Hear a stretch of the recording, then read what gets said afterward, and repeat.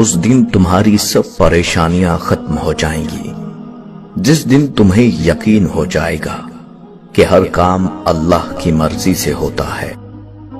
جو برا کہے چپ ہو جاؤ، جو ستائے صبر کرو، خدا کی قسم ایسی طاقت بنو گے کہ پہاڑ بھی رستہ دیں گے۔ جب نماز جمعہ پڑھتے ہیں، ایک جمعہ سے لے کر دوسرے جمعہ تک کے درمیان کے گناہ ختم ہو جاتے۔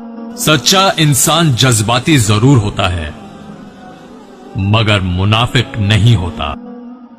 جس انسان کی جان نکل جائے تو وہ زندہ نہیں رہتا، اور جس انسان سے احساس نکل جائے تو وہ انسان نہیں رہتا۔